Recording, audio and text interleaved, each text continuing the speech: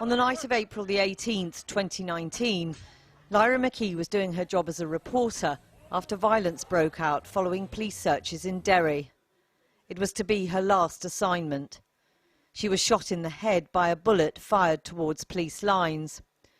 The new IRA said its members were responsible and apologised for the killing. Her death caused outrage and anger in Northern Ireland and beyond, with her friends leading a protest against a political group linked to the dissident Republicans. One man, Paul McIntyre, has been charged with her murder, which he denies.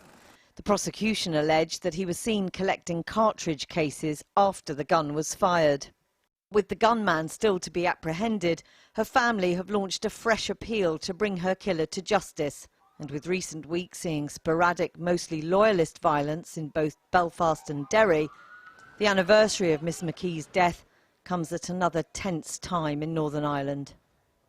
Well, earlier I spoke to Lyra's partner, Sarah Canning, and I began by asking her how she felt that those involved in Lyra's death have not been brought to justice.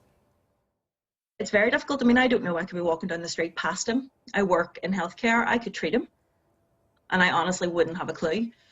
I mean, obviously lots of names have been bandied about, but the reality is the vast majority of people don't know, and the people who do know are probably either too entrenched in the ideology or just too afraid to speak out. There was a huge outpouring of anger, but also a great deal of love for Lyra after she was killed. Yeah. Yet clearly someone out there does know something. I grew up here and I know what happens to people who do speak out, and I know how dangerous it can be. But I think that if someone had the courage to come forward with evidence, if they had some, that made a difference, in one way, I think the more of us that show that we're not afraid of these people and that they don't have a monopoly over our lives and what we do, the more we can move away from their grip. Lyra's family have sent out letters this week to the people of Creggan asking, you know, again, if anyone has information to bring it forward, so we can hope that that will have the desired effect. And the family have also put these billboards up, really powerful, a picture of Lyra beside her own words, here's to better times ahead and saying goodbye to bombs and bullets once and for all. I mean, her own death and the ugly events we've seen in Northern Ireland recently are proof that those better times haven't yet arrived. Looking back now, it's kind of like trickle-down economics. The good times were going to come, it was going to improve everything. And it did in some areas, but in the most impoverished areas, it hasn't.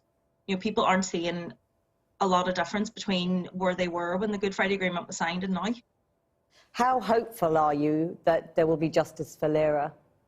I grew up in a nationalist/Republican family and household and area. Having faith in the police was never something that I could identify with, but I've had to, and honestly, they've been fantastic, and I really take my hat off to them. Sarah Canning, thank you so much for talking to us today. Thank you.